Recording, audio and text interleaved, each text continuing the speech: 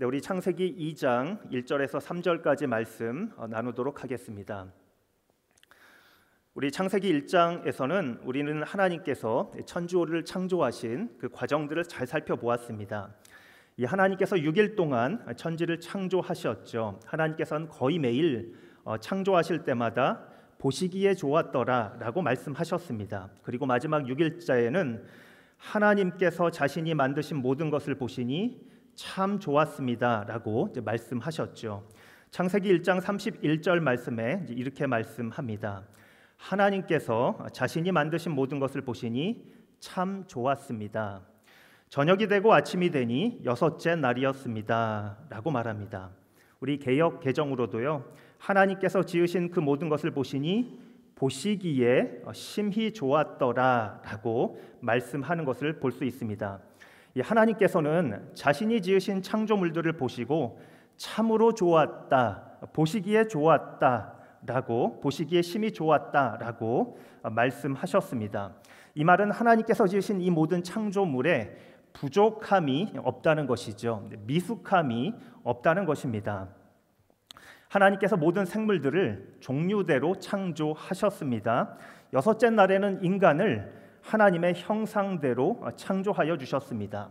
하나님 원, 하나님 투, 하나님 쓰리가 인간 원, 인간 투를 창조하신 게 아니고요.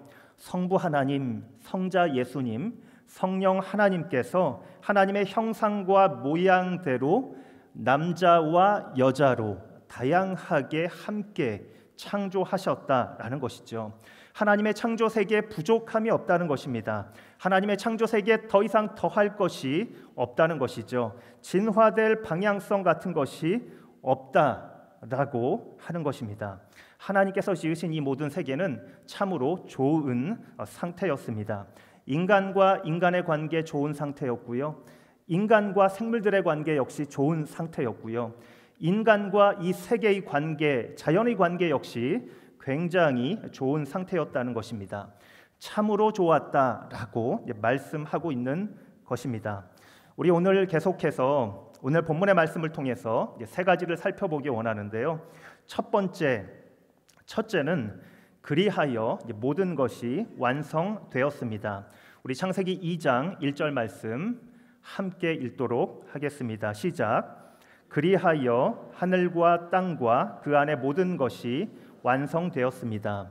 여러분, 창세기 2장 1절 말씀에서 어떤 분위기가 읽혀지십니까? 창세기 1장 1절에 태초에 하나님이 천지를 창조하시니라 라고 말씀하셨죠. 이 천지 창조 때에 하나님의 존재감, 존재 분위기가 느껴집니다. 고요가 흐르고 정적이 느껴지죠.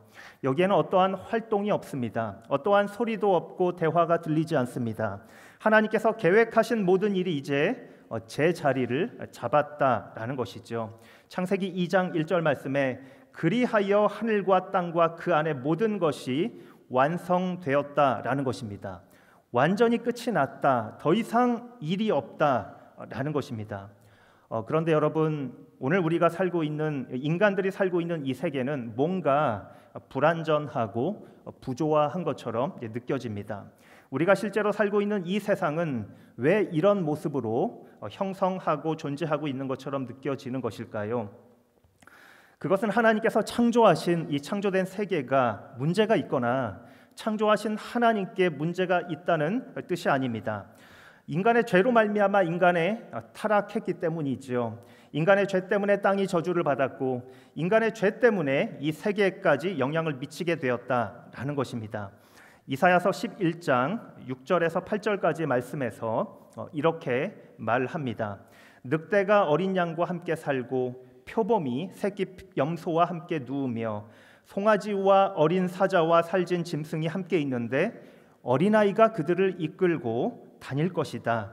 암소와 곰이 함께 풀을 뜯고 그 새끼들이 함께 뒹굴며 사자가 소처럼 짚을 먹을 것이다. 젖먹이가 독사의 구멍 곁에서 장난하고 어린아이가 뱀의 굴에 손을 넣을 것이다. 아멘. 여러분, 이사야 선지자는 새로운 세계, 새로운 세상의 모습을 환상으로 보았습니다. 그것은 하나님께서 첫 창조 옛 에덴 동산이 아니라 새로운 에덴 동산의 모습이었습니다. 앞으로 다가올 하나님의 나라, 새 하늘과 새 땅의 모습을 이사야 선지자가 환상으로 보게 된 것이죠. 이 말씀에 의하면 6절 말씀에 그곳에서는 늑대가 어린 양과 함께 산다고 말하죠. 표범이 새끼 염소와 함께 눕는다고 말합니다. 송아지와 어린 사자가 살찐 짐승이 함께 있는데 어린아이가 그들을 끌고 다닌다라고 말을 하는 것을 볼 수 있습니다. 모든 원수된 관계가 회복된다라고 말하고 있는 것이죠. 뿐만 아닙니다. 7절 말씀에 보면 곰이 암소를 잡아먹는 게 아니라 곰이 암소가 먹는 풀을 함께 뜯어먹는다라고 말을 하고 있습니다. 친구가 된다는 것이죠. 이들의 존재 양식에 변화가 있다는 것입니다. 이것이 하나님의 나라이죠.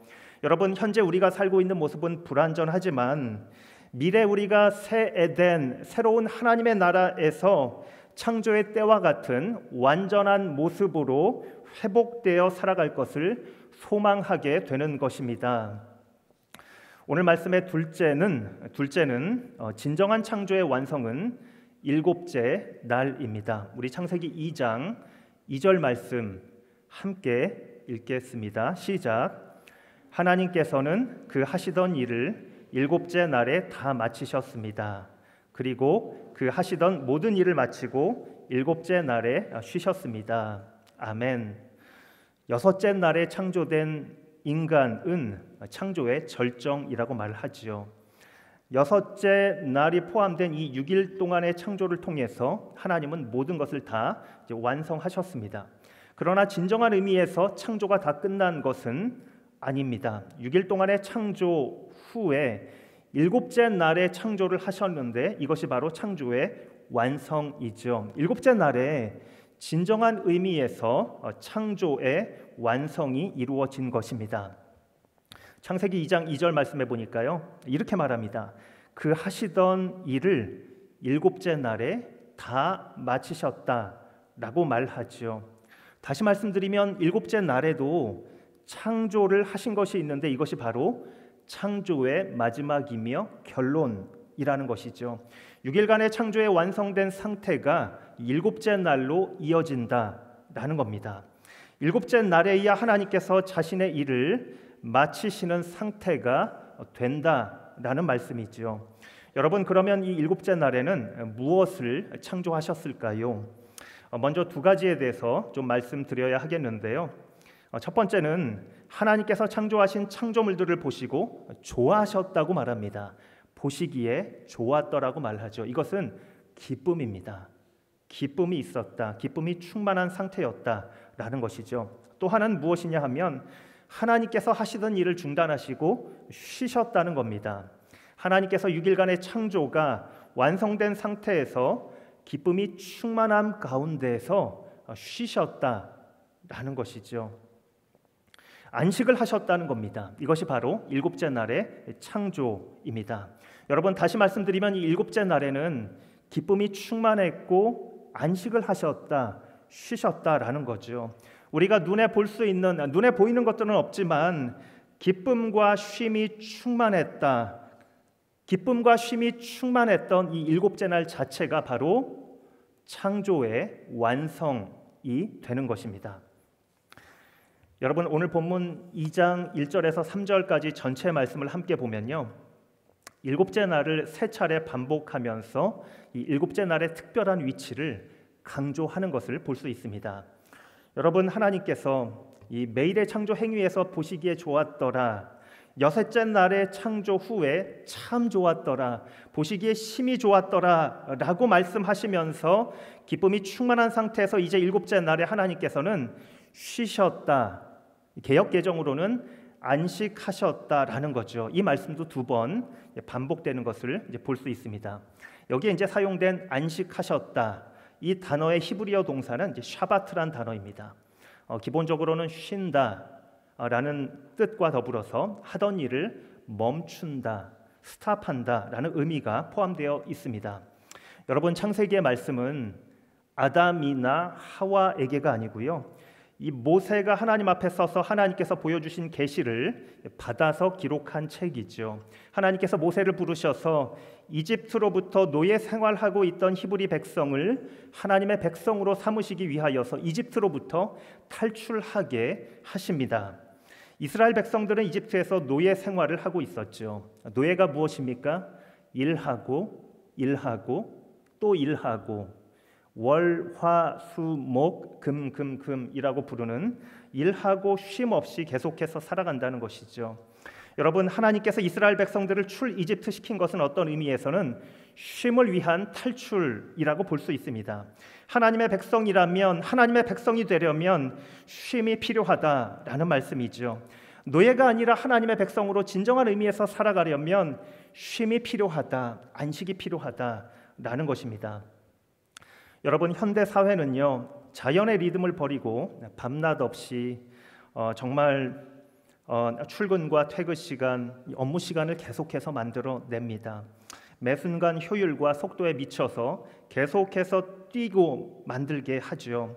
이 현대 인간들은 속도 그리고 효율성의 이데올로기에 갇혀서 노예 생활을 하고 있다고 해도 과언이 아닙니다. 요즘에 이런 말을 하죠. 요즘은 이제 재테크만으로도 안 된다. 시테크, 시간의 테크가 정말 성공의 열쇠다라고 말을 하죠. 제가 보니까 요즘 젊은 사람들이 이 한국인들의 피에는 아메리카노가 흐른다, 이런 말을 합니다. 커피의 맛은 잘 몰라도 커피를 마심을 통하여서 이 커피를 마시는 이유는 잠도 안 자고 계속해서 깨어서 일을 하기 위해서다라고 말하는 거죠. 여러분, 재테크도 중요하고 또 시테크도 중요하다고 말하지만 더 중요한 것은 쉼의 테크입니다.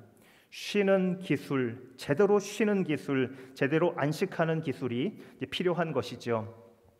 시테크는 성공했을지 몰라도 쉼을 얻지 못해서 돌연사하는 사람들이 얼마나 우리의 주변에서 계속해서 나오고 있습니까? 뉴스에 계속해서 보도가 됩니다. 쉼의 여유로운 리듬이 우리의 삶 속에 존재하지 않으면 인간의 고유한 정체성을 잃어버리게 되는 것이죠. 인간은 그 모든 활동과 일을 중단하고 스탑하고 쉼을 누릴 줄 알아야 합니다. 쉼의 기술이 필요한 것이죠. 우리 톨스토이 우화 중에 이제 이런 이야기가 있습니다. 인간에게는 얼마만큼의 땅이 필요한가라는 이야기인데요. 빠흠이란 사람에게 어느 날 촌장으로부터 제안을 받게 되죠. 그 제안이 무엇이냐 하면 하루 동안 걸어가서 영역을 표기한 그 모든 땅을 주겠다라는 놀라운 약속이었습니다. 이 촌장의 갑작스러운 제안에 너무나 기뻐했죠. 이 빠음이란 사람이 이른 새벽부터 시작해서 쉬지 않고 걷고 또 걸었습니다. 중간에 쉬고 싶은 생각이 있었지만 쉰다는 것은 그만큼 자신의 땅이 줄어드는 것을 의미하는 것이었죠. 그래서 멈추지 않고 계속해서 전진하기만 했습니다. 근데 전진하면 할수록 욕심이 사라지기는커녕 더 많아지기만 했죠. 그만큼 많은 땅을 차지했는데도 불구하고 더 가고 싶은 욕구가 생기기만 했습니다. 결국에는 해가 지기 시작할 즈음에야 황급히 뒤를 돌아서 목숨을 걸고 뛰기 시작했죠. 돌아와야만 걸어가서 영역을 표기한 모든 땅이 자신의 땅이 되기 때문입니다. 숨을 헐떡이면서 되돌아온 빠흠에게 촌장이 말하죠. 정말 장하구려, 참으로 엄청난 땅을 취하셨소. 이 말과 동시에 그 말을 들음과 동시에 너무나도 피곤했고 그리고 지쳤던 빠흠은 그만 피를 토하며 쓰러져 죽었다는 이야기입니다. 이 빠음이란 사람에게 돌아간 땅이라고는 결국 그의 관에 묻힐 반평에 지나지 않았다라는 이야기입니다. 우리 철학자 파스칼이 이런 말을 했다고 합니다. 모든 불행의 근원은 한 가지입니다.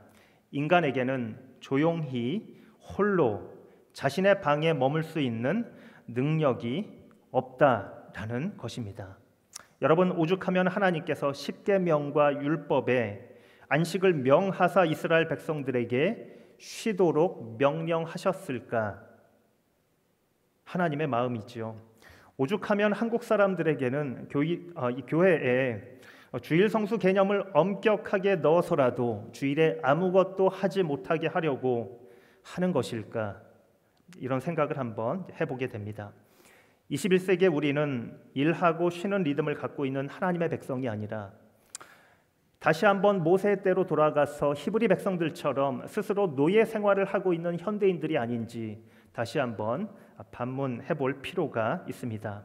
여러분의 삶 가운데 일과 휴식, 일과 쉼의 건강한 리듬이 있는 삶이 있으시기를 축복합니다.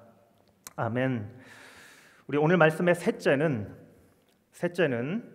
일곱째 날은 복되며 거룩한 날입니다. 우리 창세기 2장 3절 말씀 함께 읽겠습니다. 시작. 하나님께서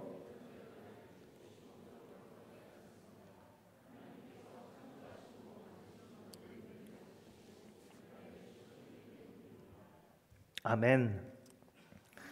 네, 제가 개역개정으로 한번 읽도록 하겠습니다. 하나님이 그 일곱째 날을 복되게 하사 거룩하게 하셨으니 이는 하나님이 그 창조하시며 만드시던 모든 일을 마치시고 그날에 안식하셨음이더라. 아멘. 여러분, 하나님께서 일곱째 날을 복 주시고 거룩하게 하셨다라고 합니다. 아주 중요한 뜻이죠. 이 성경에서 거룩이란 단어가 나오는 것은 여기가 이제 처음입니다. 이 단어가 일곱째 날과 연관되어서 사용되는 것을 볼 수 있습니다. 성서학자 베스터만은 이렇게 해석을 했습니다. 일곱째 날을 거룩하게 구분하신 것은 앞으로 인류가 시간이 어떻게 나누어졌는가를 의식하며 그 순리와 질서에 따라 살아가도록 명령하는 것이다. 일곱 번째 날을 거룩하게 함으로써 하나님께서는 인간이 존재하기 위해서는 꼭 의식하고 준수해야 할 평일과 거룩한 날의 양극성을 제정하시고 일하는 날들과 쉬는 날의 양극성을 제정하시는 것이다. 여러분, 하나님께서 우리 모든 피조물들이 일하는 날들과 쉬는 날들을 함께 누리며 살아가기를 원하시는 것이죠. 여러분, 오늘 본문의 말씀에서 이 쉼이란 단어, 개역개정으로 안식이란 단어의 히브리어 샤바트란 단어를 사용합니다. 그런데 안식일에 해당하는 욤 하샤바트란 단어를 사용하지 않습니다. 여기에 대신해서 사용하는 일곱 번째 날은 욤 하슈비란 평범한 단어를 사용하는 것을 볼 수 있습니다. 제가 말씀드린 대로 하나님의 창조 때와는 다르게 모세 때는 이 율법과 십계명에 안식일을 구별하여 거룩하게 지키라는 명령을 통해서 이스라엘 백성들이 안식을 누릴 수 있도록 이제 배려하는 것을 의도하고 있는 것을 볼 수 있습니다. 그러나 이 말이 일곱째 날 안식일이란 특정한 날에만 쉼을 누리도록 하는 것은 절대 아니죠. 안식일이 아닌 날에만 일하라라는 것도 절대 아닙니다. 율법적으로 7일째 되는 날, 그날 일을 하지 않는다는 것만으로 온전한 쉼과 안식의 의미가 실현되는 것은 절대 아니기 때문입니다. 여러분, 진정한 안식일은 엿새 동안에 힘써 일하는 것을 포함하는 것이죠. 안식일의 명령은 6일 동안의 노동과 하루의 안식으로 구성됩니다. 이것은 세상의 시간과 하나님의 시간이 구분되어 있다는 것을 의미하는 것은 아니죠. 오히려 하루에 구별된 시간으로 나머지 6일을 하나님의 시간으로 드리는 의도가 분명하게 있습니다. 근데 여러분, 예수님께서 이 땅에 오셨을 때에, 이 땅에 오신 후에 주일을 지키는 것은 구약의 안식일을 지키는 것은 아닙니다. 마태복음 12장 8절 말씀에 인자는 안식일의 주인이다 라고 말합니다. 예수님께서 안식일의 주인이다 라고 말하는 것이죠. 예수님의 제자들은 안식 후 첫 번째 날을 주일, 주의 날이라고 부르면서 지키기 시작했습니다. 구약에 나타났던 안식의 정신은 예수님께서 이 땅에 오심으로 실현된다라는 것이죠. 여러분, 유대인들은 오늘날에도 이 안식일을 지키죠. 반면에 기독교인들은 주일을 지킵니다. 일곱째 날 안식일은 첫 창조의 절정이 되지만 십자가에서 죽으시고 모든 것을 다 이루셨다 말씀하신 예수님께서 부활하신 주일은 바로 예수님께서 새 창조를 이 땅에서 시작하신 거룩하신 날이 됩니다. 예수님의 부활로 말미암아서 우리는 새 하늘을 소망하며 새 땅을 소망하며 살아가는 그런 하나님 나라의 참 백성이 될 수 있는 것입니다. 우리 날카로운 현대 사회에 대한 비판을 이어가고 있는 우리 한병철 교수님께서 이렇게 말했습니다. 멀티플레이어를 강요당하는 인간은 진보적이지 않다. 인간은 멀티플레이어서는 안 된다. 동물은 먹을 때 먹고 잘 때 잔다. 인간은 잘 때도 자지 못한다. 먹을 때도 먹지 못한다. 이것은 진보가 아니다. 계속해서 이런 말을 하죠. 이 시대는 규율 사회에서 성과 사회로 전환되고 있다. 우울증은 이 전환기에 나타나는 현상이다. 우울증은 성과 주체가 더 이상 할 수 없을 때에 발발한다. 1차적으로 이것은 능력의 피로이다. 아무것도 불가능하지 않다고 믿고 억압하는 사회 속에서는 아무것도 가능하지 않다는 우울한 개인의 탄식은 파괴적 자책과 자학이 된다라고 말했습니다. 여러분, 지난 세기 20세기의 역사를 살펴보면 파시즘, 나치즘, 공산주의, 온갖 무신론적, 생명, 실험적인 진행들이 많이 있었던 세기입니다.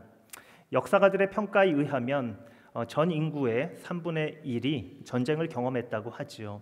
우리 대한민국 국민들도 전쟁을 경험하고 그 잔상이 아직까지 이어지고 있는 것을 볼 수 있습니다. 엄청난 상처이지요.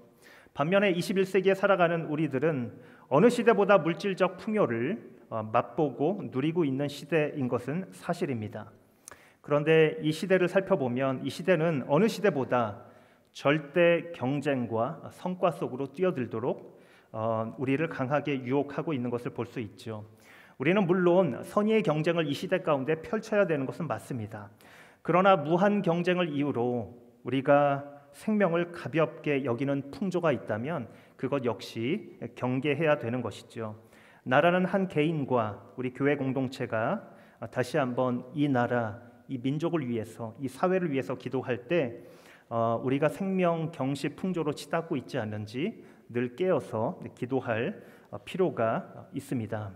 여러분, 우리가 어떻게 하면 이렇게 속도 조절 못하는 사회 속에서 깨어 있을 수 있겠는가? 여러분, 한 개인이 하나님과 동행하는 삶을 살고 있는가?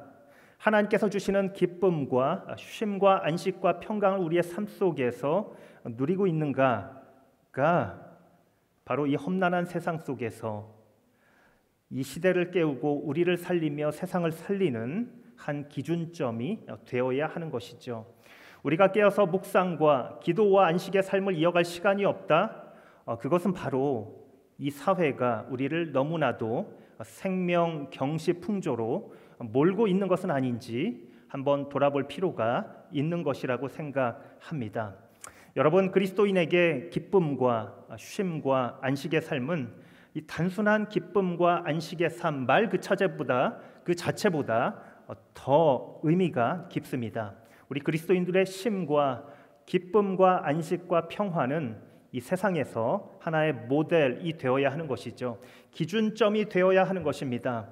우리의 삶의 방식은 이 세상을 향한 도전이 되어야 하는 것이죠. 여러분, 날마다 삶 속에서 하나님께서 주시는 기쁨과 평강과 안식을 누리시며 살아가는 여러분들 되시기를 간절히 기도합니다. 하나님께서 창조하시고 부활하신 주님께서 다시 한번 새롭게 창조하신 이 놀라운 삶을 하나님의 자녀들에게 주시기 원하시는 이 놀라운 삶을 날마다 누리시는 여러분들 되시기를 간절히 기도합니다. 아멘. 기도하겠습니다. 살아계신 아버지 하나님, 하나님께 감사드립니다. 하나님께서 이 세계를 창조하시고 인간들을 창조하여 주시고 안식과 기쁨과 쉼을 창조하여 주셔서 감사합니다. 주님께서 이 땅 가운데 오셔서 우리에게 새 창조를 허락하여 주셔서 감사합니다. 우리의 삶 가운데 하나님과 동행하는 삶 되게 도와주시고 주님과 동행하며 기쁨과 안식과 평강을 누리는 삶이 되게 하여 주시옵소서. 감사와 찬양 올려드리며 예수 그리스도의 이름으로 기도드립니다. 아멘.